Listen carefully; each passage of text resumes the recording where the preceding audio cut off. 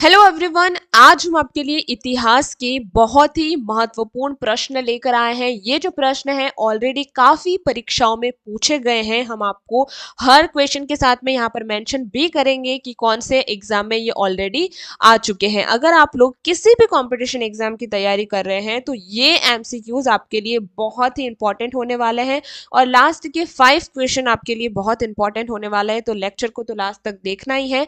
साथ ही में आप अपने 3 दोस्तों के साथ इस लेक्चर को जरूर शेयर करना और उन दोस्तों को कहिएगा कि आप आगे 3 दोस्तों को जरूर शेयर करें। लाइक करना मत भूलिएगा लेक्चर को, और हाँ, सब्सक्राइब कर दीजिएगा क्योंकि हर रोज ऐसे ही बहुत ही महत्वपूर्ण प्रश्न हम आपके लिए लेकर आते हैं। शुरू करते हैं। सबसे पहला प्रश्न है कि सिंधु घाटी सभ्यता का विशाल स्नानागार कहाँ पाया गया है? सिंधु घाटी सभ्यता का विशाल स्नानागार कहाँ पाया गया है? हड़प्पा के अंदर, लोथल के अंदर, मोहनजोदाड़ो के अंदर या फिर धोलावीरा के अंदर? तो यहाँ पर आपका ऑप्शन सी मोहनजोदाड़ो बिल्कुल करेक्ट हो जाता है। सिंधु घाटी सभ्यता का विशाल स्नानागार मोहनजोदाड़ो के पाया गया है। ये जो प्रश्न है आपका एसएससी सीजीएल 2017 में और आरआरबी एनटीपीसी 2016 में पूछा गया प्रश्न है। प्लीज वीडियो को लाइक करते चलिएगा और हाँ, कमेंट में आंसर्स लिखना कि कौन सा सही है और कौन सा गलत है। क्वेश्चन सेकंड यहाँ पर है, किस शासक को शिलालेखों का जनक यानी फादर ऑफ इंस्क्रिप्शन कहा जाता है? चंद्रगुप्त मौर्य को, बिंबिसारा को, सम्राट अशोक को या फिर समुद्रगुप्त को? तो किस शासक को कहा जाता है? सम्राट अशोक को शिलालेखों का जनक कहा जाता है, इसलिए यहाँ पर ऑप्शन सी सम्राट अशोक बिल्कुल सही हो जाएगा। ये जो प्रश्न है आपका यूपीएससी 2015 में और बीपीएससी 2018 में पूछा गया प्रश्न है। यहाँ पर प्रश्न 3 यहाँ पर आपका है कि प्रसिद्ध हल्दीघाटी युद्ध जो कि 1576 में लड़ा गया किसके बीच में हुआ था? तो ये अकबर और महाराणा प्रताप के बीच में हुआ था, तो ऑप्शन सी बिल्कुल करेक्ट हो जाता है। ये जो प्रश्न है आपका एसएससी एमटीएस 2019 और आरएस 2012 में पूछा गया प्रश्न है। क्वेश्चन नंबर 4 यहाँ पर है, वेदों की ओर लौटो का नारा किसने दिया था?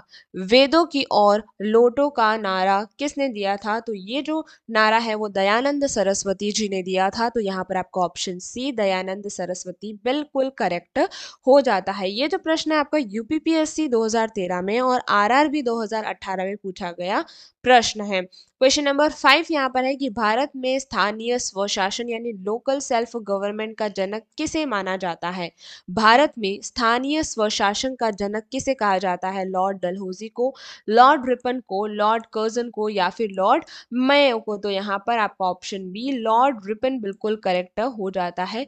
ये जो क्वेश्चन है वो आपका यूपीएससी 2012 में, एसएससी सीपीओ 2017 में पूछा गया प्रश्न है। नेक्स्ट क्वेश्चन नंबर 6 है कि अलाई दरवाजा का निर्माण किस सुल्तान ने करवाया था? अलाई दरवाजा का निर्माण किस सुल्तान ने करवाया था? इल्तुमिश ने करवाया था, अलाउद्दीन खिलजी ने करवाया था, बलबन ने करवाया था या फिर फिरोज शाह तुगलक ने करवाया था? यहाँ पर अलाउद्दीन खिलजी बिल्कुल सही हो जाएगा। अलाई दरवाजा का निर्माण किसने? अलाउद्दीन खिलजी ने करवाया था। प्रश्न जो है एसएससी सीएचएसएल 2021 और बीपीएससी 2015 में पूछा जा चुका प्रश्न है। नेक्स्ट क्वेश्चन नंबर 7 यहाँ पर है कि महात्मा गांधी ने किस वर्ष भारत छोड़ो आंदोलन की शुरुआत की थी? महात्मा गांधी ने किस वर्ष भारत छोड़ो आंदोलन की शुरुआत की थी? 1920 में, 1930 में, 1942 के अंदर या फिर 1945 के अंदर? तो ऑप्शन सी 1942 बिल्कुल सही हो जाता है। ये जो प्रश्न है आपका आरआरबी एनटीपीसी 2021 और एमपीपीएससी 2014 में भी पूछा गया प्रश्न है। यहाँ पर क्वेश्चन नंबर 8 है कि चोल साम्राज्य की स्थापना किसने की थी जो अपनी 9 सैनिक शक्तियों के लिए प्रसिद्ध था? राजराज चोल, विजय आलय, राजेंद्र चोल या फिर प्रातक प्रथम है? तो यहाँ पर आपका ऑप्शन बी विजयालय बिल्कुल सही हो जाएगा। चोल साम्राज्य की स्थापना विजयालय ने की थी जो कि 9 सैनिक शक्ति के लिए प्रसिद्ध था। ये जो प्रश्न है वो आपका एनडीए 2018 और एसएससी सीजीएल 2020 में पूछा गया प्रश्न है। नेक्स्ट क्वेश्चन नंबर 9 यहाँ पर है कि प्रसिद्ध गायत्री मंत्र किस वेद से लिया गया है? प्रसिद्ध गायत्री मंत्र किस वेद से लिया गया है? सामवेद से, अर्थवेद से, ऋग्वेद से या फिर यजुर्वेद से। तो यहाँ आपका ऑप्शन सी ऋग्वेद बिल्कुल करेक्ट हो जाता है। ऋग्वेद के तीसरे मंडल से गायत्री मंत्र को लिया गया है। ये जो प्रश्न है यूपी SSSC PET 2021 और BPSC 2019 में पूछा गया प्रश्न है। क्वेश्चन नंबर 10 है गांधी इरविन समझौता किस वर्ष हुआ था? 1929 में, 1913 में, 1931 में या फिर 1932 के अंदर? तो यहाँ पर आपका ऑप्शन सी 1931 बिल्कुल सही हो जाएगा। ये प्रश्न यूपीएससी 2014 में और एसएससी जीडी 2021 में पूछा गया प्रश्न है। 2000 सॉरी 2011 बोल रही हूँ। 11वां प्रश्न हमारे यहाँ पर है कि प्रथम बौद्ध संगीति यानी फर्स्ट बुद्धिस्ट काउंसिल कहाँ आयोजित की गई थी? वैशाली के अंदर, पाटलिपुत्र के अंदर, राजगृह के अंदर या फिर कुंडलवन में? तो यहाँ आपका ऑप्शन सी राजगृह बिल्कुल सही हो जाता है, जो कि आपका बीपीएससी 2018 में और आरआरबी 2016 में पूछा गया प्रश्न है। यहाँ पर 12वां प्रश्न हमारा है गुलाम वंश यानी स्लेव डायनेस्टी का वास्तविक संस्थापक किसे माना जाता है? कुतुबुद्दीन ऐबक को, इल्तुतमिश को, रजिया सुल्तान को या फिर बलबन को? तो यहाँ ऑप्शन बी इल्तुतमिश बिल्कुल करेक्ट हो जाएगा। ये जो प्रश्न है एसएससी एमटीएस 2017 और यूपीपीएससी 2015 में पूछा गया प्रश्न है। प्रश्न नंबर 13वां यहाँ पर है कि वास्को डी गामा किस वर्ष कालिकत यानी भारत पहुंचा था? वास्को डी गामा किस वर्ष भारत पहुंचा था? ऑप्शन ए है 1492 में, ऑप्शन बी 1498, ऑप्शन सी 1502 या फिर ऑप्शन डी है 1510। यहाँ पर आपको ऑप्शन बी 1498 के अंदर वास्को डी गामा पहली बार भारत के कैलिकट में पहुंचा था। ये प्रश्न आरआरबी एनटीपीसी 2016 और एसएससी सीपीओ 2018 में पूछा गया क्वेश्चन है। क्वेश्चन नंबर 14 यहाँ पर है कि अकबरनामा और आईने अकबरी के लेखक कौन है? फैजी, बिरबल, अबुल फजल या फिर टोडरमल? तो यहाँ आपका ऑप्शन सी अबुल फजल बिल्कुल सही हो जाएगा। अकबरनामा और आईने अकबरी दोनों ही अबुल फजल ने लिखी है। और ये जो प्रश्न है आपका एसएससी CHSL 2019 और MPPSC 2016 में पूछा गया प्रश्न है। क्वेश्चन नंबर 15 है कि भारत के प्रथम गवर्नर जनरल कौन थे? बंगाल के, है ना?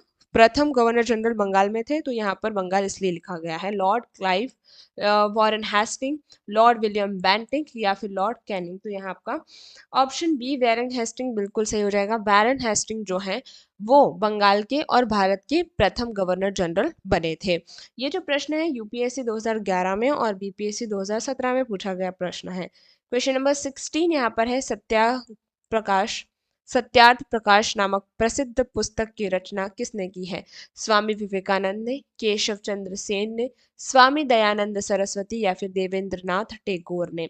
यहाँ आपका ऑप्शन सी स्वामी दयानंद सरस्वती बिल्कुल करेक्ट हो जाता है।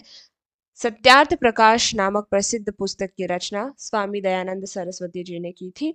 ये प्रश्न एसएससी जेडी 2019 और यूपीएसएससी 2021 में पूछा गया प्रश्न है। क्वेश्चन नंबर 17 है कि जलियांवाला बाग हत्याकांड के समय भारत का वायसराय कौन था?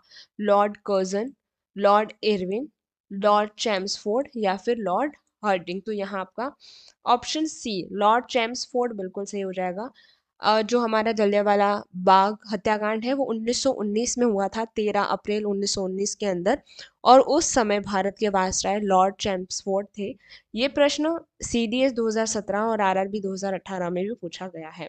नेक्स्ट क्वेश्चन नंबर 18 है यहाँ पर किस गुप्त शासक को विक्रमादित्य की उपाधि दी गई है? श्रीगुप्त को, चंद्रगुप्त प्रथम को, समुद्रगुप्त को या फिर चंद्रगुप्त द्वितीय को? तो यहाँ पर आपका ऑप्शन सी चंद्रगुप्त द्वितीय को विक्रमादित्य भी कहा जाता था, ये उनकी उपाधि थी। एसएससी सीजीएल 2015 में और बीपीएससी 2011 में ये प्रश्न पूछा गया है। क्वेश्चन नंबर 19 है कि रामकृष्ण मिशन की स्थापना किसने की थी? रामकृष्ण परमहंस ने, स्वामी विवेकानंद जी ने, ईश्वर चंद्र विद्यासागर ने या फिर एनी बेसेंट ने? Option B Swami Vivekananda correct हो जाएगा यहाँ पर। नेक्स्ट क्वेश्चन नंबर 20 और लास्ट है कि भारत का बिस्मार्क किसे कहा जाता है? जवाहरलाल नेहरू को, भगत सिंह को, सरदार वल्लभ भाई पटेल या फिर लाला लाजपत राय को? तो यहाँ पर ऑप्शन सी सरदार वल्लभ भाई पटेल बिल्कुल करेक्ट हो जाएगा, जिसे बिस्मार्क ऑफ इंडिया कहा जाता है। यहाँ पर हमारा लास्ट क्वेश्चन है, लेकिन समाप्त करने से पहले एक बहुत इंपॉर्टेंट इन्फॉर्मेशन कि हमारी कोचिंग दिया यानी detail and interesting analysis institution की तरफ से स्टूडेंट एडिशन संकल्प से सफलता 4 फरवरी 2026 को ही लॉन्च हो चुकी है। यह article of Indian constitution plus Indian constitution की 100 एमसीक्यू की पीडीएफ है, जिसमें आपको पॉइंट वाइज क्या दिया गया है, एक्सप्लेनेशन दिया गया है। यानी हर एमसीक्यू के नीचे आपको 5 पॉइंट्स एक्सप्लेनेशन दिया है। वो ऐसे पॉइंट्स हैं जो ऑलरेडी एग्जाम में भी पूछे गए हैं, और इन पॉइंट्स पे एक एक क्वेश्चन बन सकता है आपके कंपटीशन एग्जाम में। सिर्फ और सिर्फ 149 में आप इसे परचेस कर सकते हैं, क्योंकि ये एक पीडीएफ आपकी 500 प्लस कॉन्सेप्ट कवर करती है इंडियन कॉन्स्टिट्यूशन और आर्टिकल ऑफ इंडियन कॉन्स्टिट्यूशन के लिए। तो आप इसे इस व्हाट्सएप नंबर से इजीली परचेस कर सकते हैं। आप अभी भी कर सकते हैं, अभी कर लीजिए, क्योंकि एग्जाम्स पास में आ रहे हैं और आर्टिकल ऑफ इंडियन कॉन्स्टिट्यूशन के क्वेश्चंस भी बहुत बार पूछे जाते हैं। तो बाय करिए अभी।